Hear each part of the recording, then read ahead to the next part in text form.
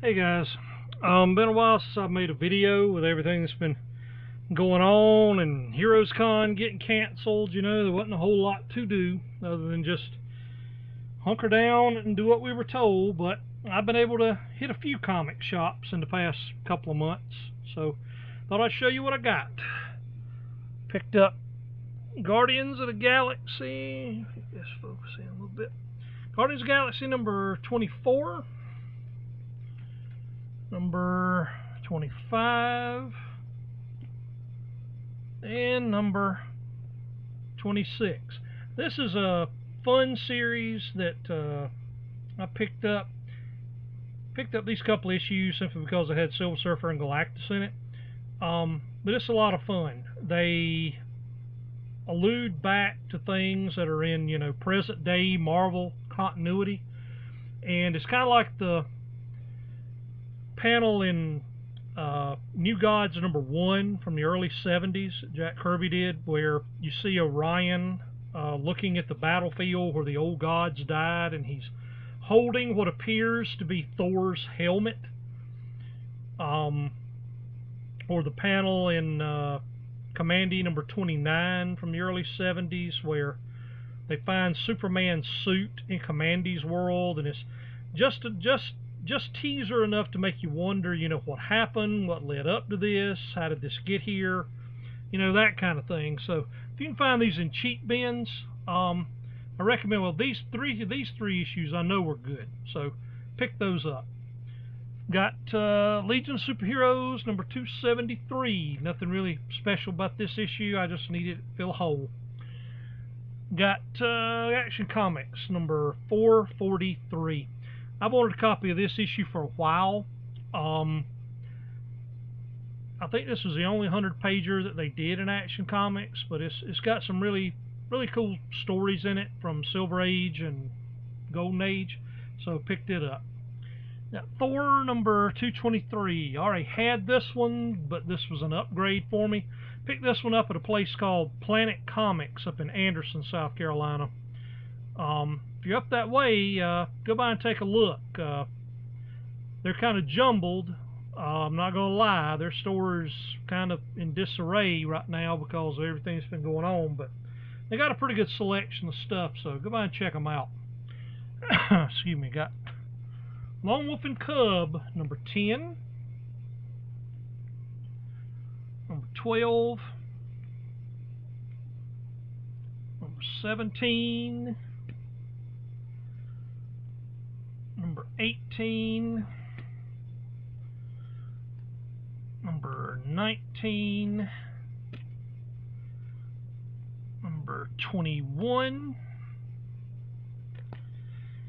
and I thought I picked up another one, but I didn't. Anyway, I've been hunting for these issues of Lone Wolf and Cub. I haven't completed the series yet, but anyway, I needed these to get a little closer. This is a great series. If you can find these cheap, I highly recommend picking them up. They're very Japanese because, as you can see, the names on the cover, this is written and drawn by a Japanese gentleman. These were actually out, I think, in the late 60s, early 70s in Japan, because I know they made a Lone Wolf movie in the early 70s, Japanese movie. Just great art and really good stories. So if you can pick them up, I highly recommend it. Got Avengers from one of the series, number 66. Just trying to get a little closer to completing that series. Anyway, get these out of the way. Picked up Jonah Hex, number 25. Well, it's All-Star Western, number 25. Number 26. And number 27. Pretty sure I picked these up at a place called Borderlands Comics in Greenville, South Carolina. They have really good dollar boxes, guys. If you're up that way, I highly recommend you go by there and check these guys out. Their dollar boxes are really good. Anyway, the reason I picked these up, this All-Star Western, is because this is Jonah Hex in modern day, and I've been hearing some people telling me that this was pretty good, so I thought I'd pick it up. Got DC Comics Presents Annual number 4 from 1985. Anyway, just thought it looked pretty cool, so I picked it up.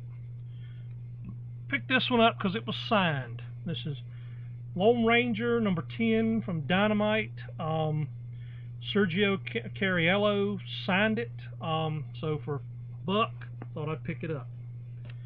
This was a New Teen Titans annual I didn't have. This is number 1. I'm pretty sure this is from the Baxter series. Kind of been wanting to read this story. I've heard people say it's pretty good, so picked it up. This one, this is Marvel Heroes and Legends, and if you look really, really close on Dr. Doom's eyebrow, this issue is signed by Ron Friends, who I think did some artwork in this book. So again, signed book, $1, why not?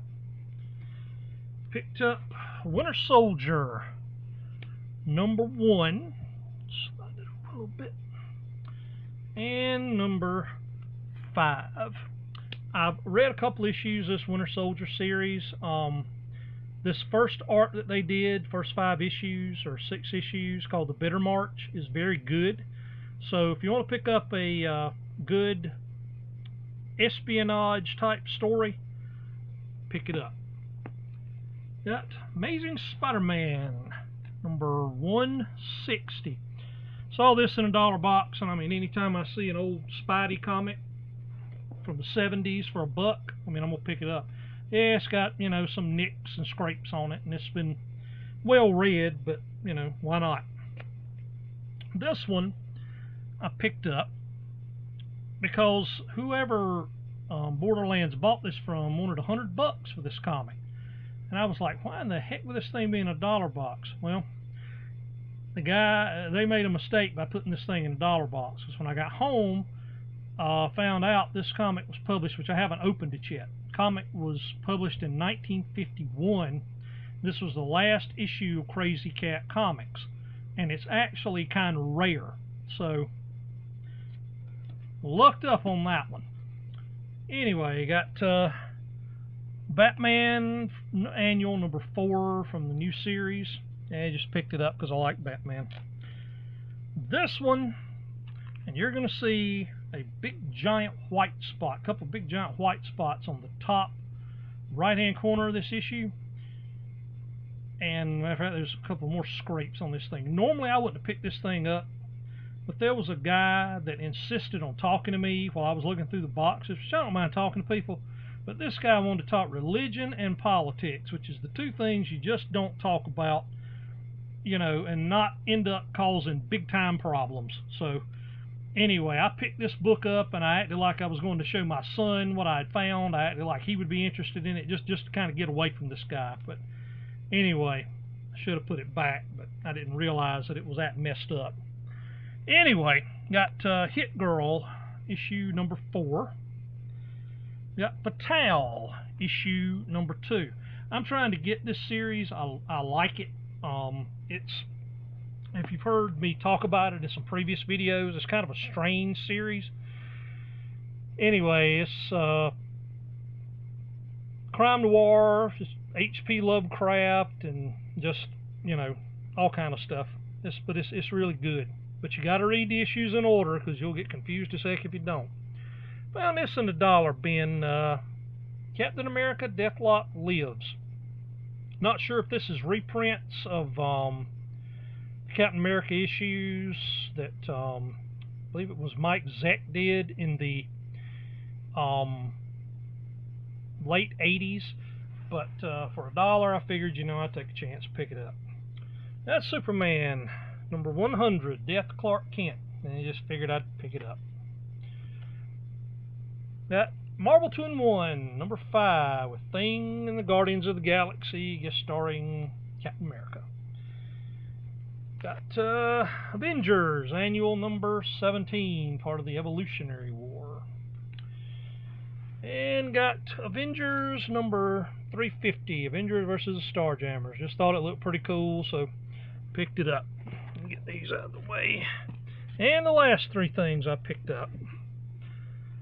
Got Essential Spider-Man Volume 4, which reprints Spider-Man number 66 through number 89 and annual number 5. Got Volume 5, which is issue 90 through 113. And lastly, got Volume 6, which reprints up to Spider-Man number 137 and includes a couple other things in there. Anyway, the guy at Planet Comics had these on sale for $5 a piece, so I really couldn't pass these up. He had a couple more, but it wasn't anything that I wanted. But these I had to pick up, you know, classic Spider-Man. I mean, why not? Anyway, hopefully it won't be too long before I'll be making another one. You know, I'm holding out hope things are going to get back to normal, but, you know, you just don't ever know. Anyway, hope you enjoyed the video. Like, comment, subscribe. Thanks, guys.